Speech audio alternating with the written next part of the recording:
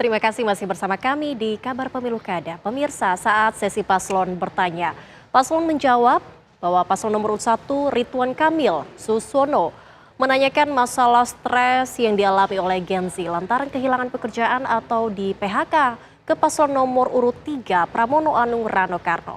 Sejumlah program ditawarkan mulai dari program konseling hingga bekerja dari mana saja. Berikut cuplikannya. Kan Gen Z itu ada golongan yang belum dapat pekerjaan, ada juga yang sudah bekerja, saya dapat curhatan Mas Pram ya. Mereka di PHK, di hitungan bulan-bulan terakhir lah kira-kira begitu.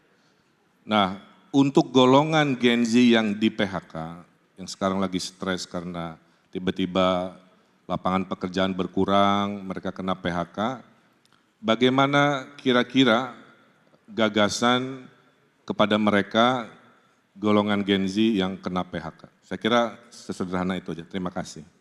Kang Emil yang saya hormati, pertanyaannya sederhana tapi jawabnya juga sederhana. Yang pertama, bagaimana dengan Gen Z dulu?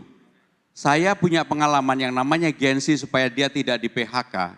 Di tempat kami melakukan apa yang disebut dengan bisa bekerja dari manapun.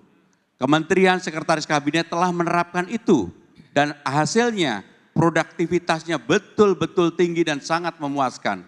Sehingga dengan demikian kalau saya menjadi gubernur Jakarta, maka program bekerja dari mana saja akan kami lakukan. Dan untuk itu 2 hari di kantor, 3 hari di rumah. Dan mereka bisa bekerja dengan baik. Bagaimana dengan Gen Z yang di PHK? Tentunya tanggung jawab pemerintah untuk yang pertama kami membuka konseling 24 jam.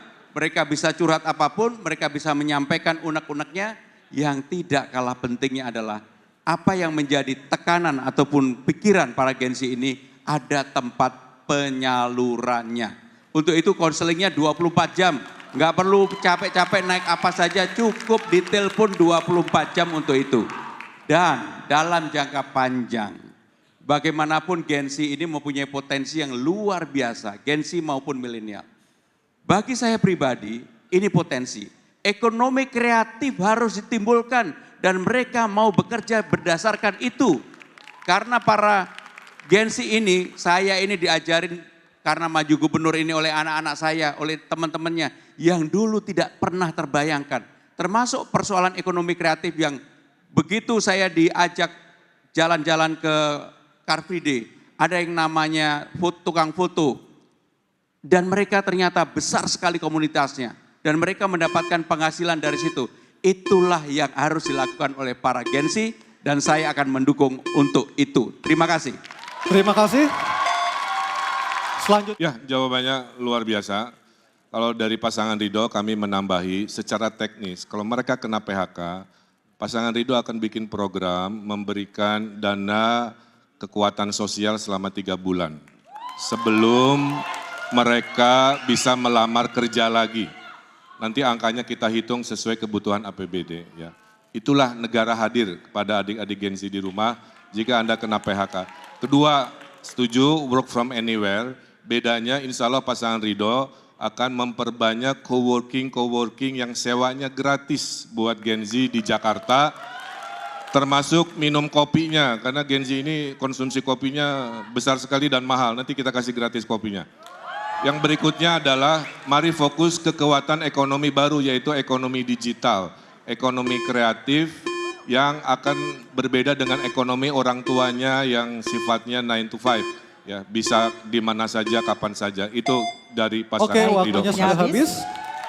Selanjutnya kami persilakan Bapak Pramono Anung dan Bapak Rano Karno atau Sidul menanggapi pernyataan Bapak Ridwan Kamil dan Bapak Suswono. Waktu Anda 1 menit. Secara prinsip, bagi Gen Z, mereka harus dilatih untuk berkreasi.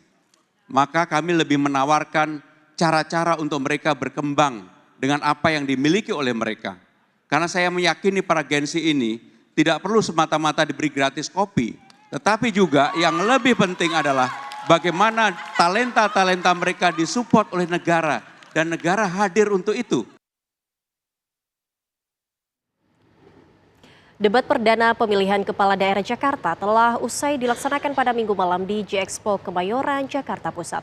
Lantas bagaimana pendapat dan harapan Gen Z setelah melihat debat Pilkada Jakarta kemarin? Aku sih memuaskan ya, karena program-program yang dibuat juga bagus dan cara mereka itu menyampaikannya itu sangat menarik untuk masyarakat. Terus harapan kamu ke depannya emang kalau misalkan nanti salah satu dari mereka udah kepilih nih jadi gubernur atau wakil gubernur, kira-kira bakal gimana harapannya? Harapan dari aku, semoga program-program yang mereka rencanakan itu akan bisa terrealisasikan dan bisa berguna juga nih untuk masyarakat kan pastinya. Menurut aku udah memuaskan sih Kak, karena mereka juga memberikan program-program yang udah mereka pikirkan dengan matang. Terus menurut kamu harapannya ke depannya bagi salah satu paslon yang memang nantinya kepilih buat jadi gubernur dan juga wakil gubernur gimana nih ke depannya? Harapannya sih program-program yang kemarin sudah mereka katakan bisa terrealisasikan dengan baik untuk masyarakat Indonesia terutama di daerah Jakarta dan bisa juga bermanfaat ya bagi masyarakat sekitar. Menurut aku udah, karena programnya juga dapat direalisasikan dengan baik. Harapan aku semoga programnya bisa berguna buat masyarakat dan dapat direalisasikan sih Kak.